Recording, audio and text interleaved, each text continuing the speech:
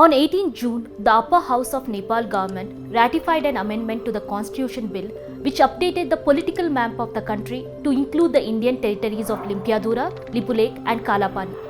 Till date, India's response to this has been restrained. But what went wrong here? How did Nepal's attitude change from friendly to hostile?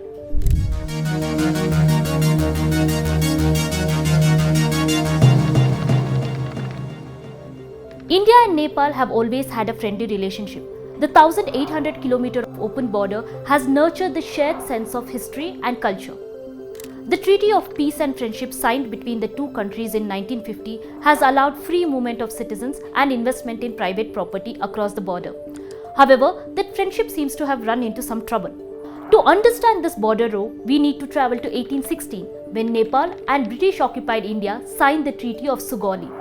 Under this treaty, it was mutually agreed that all the territories east of Kali River would belong to Nepal, and India too agreed with that. Then what's the problem?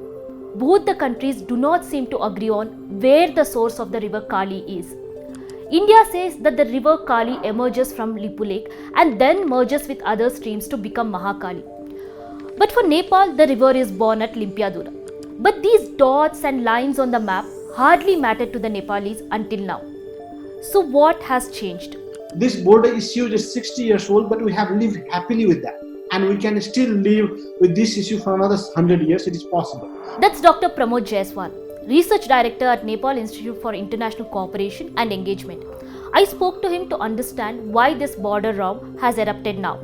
There are a few things that have really changed the relation in the past. One is the blockade that was there in Nepal-India border after the constitution of Nepal. That really fueled lots of anti-India feeling in Nepal, because Nepal said that when we came with our own constitution, which is Nepal's internal affair, India should have welcomed it, but India was not happy and they saw Indian hidden hand behind it. So that was one of the factors. Second is that Nepal has also changed compared to that in the past. In the past, now Nepal wants to exercise an independent foreign policy where they do not want to align only with India. They want to have a relation with other global players like China or the United States. They want to go beyond of this Southeastern sphere. That has also changed in recent times. It is not surprising that Nepal wants to grow out of India's immediate sphere. Even today, many Nepalis feel that the Treaty of Peace and Friendship places the country at a disadvantage. Apart from these slights of the past, there also seem to be some immediate causes that spark this border row. Enter Kailash Manas Sarovar Road.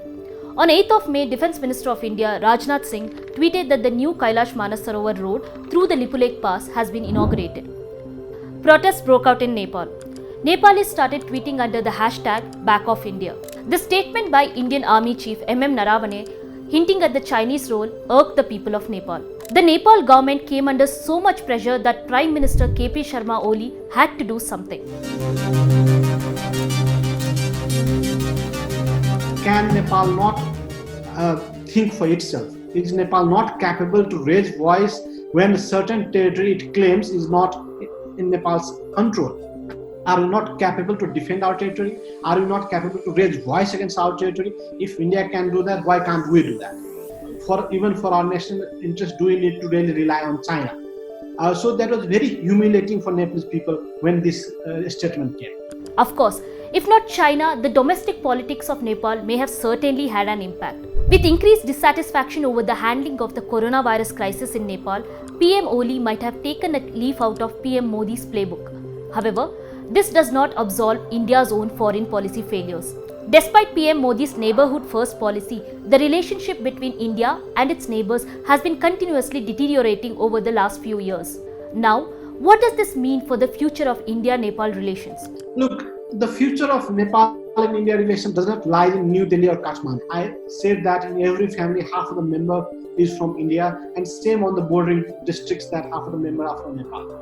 So border closure, border war, all these are not possible. There is not going to be war between the two countries.